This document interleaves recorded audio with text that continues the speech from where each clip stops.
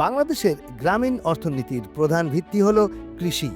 ধানক্ষেত ঘিরে কৃষকের জীবন জীবিকা।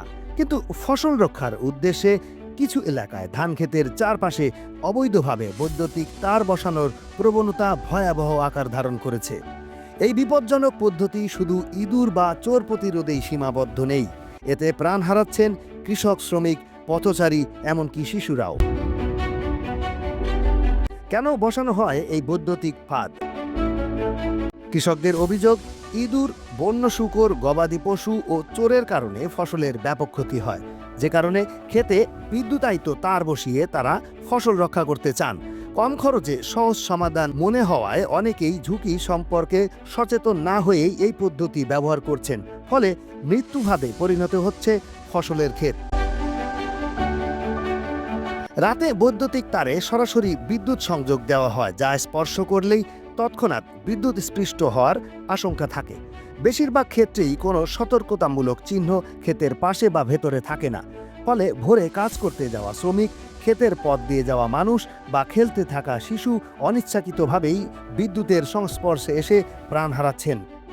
স্থানীয় সূত্রে জানা যায়, প্রতি বছর বিভিন্ন জেলায় এ ধরনের দুর্ঘটনায় বহু মানুষ আহত বা নিহত হন।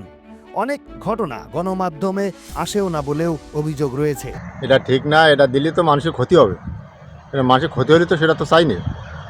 এটা তো ইন্দুরের জন্য, ইন্দুর তো মরে না, মরে তো মানুষ তো ক্ষতি হয়ে যাবে। বিভিন্ন ওষুধ আছে, সেই ওষুধ দিতে হবে।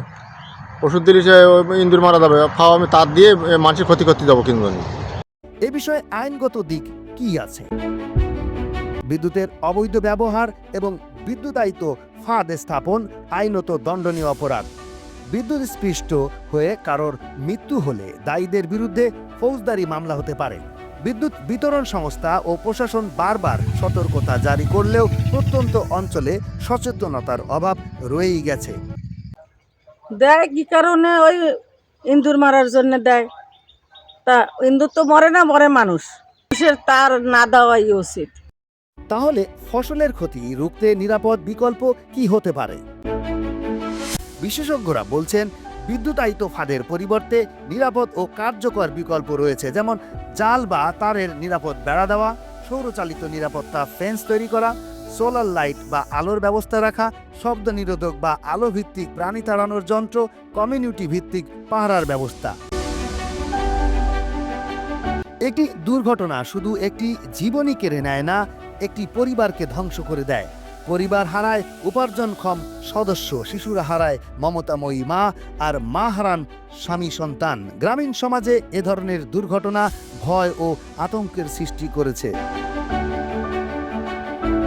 পরিশেষে বলতে হয়, কৃষকদের ফসলের ক্ষতি বাস্তবে বড় একটা সমস্যা।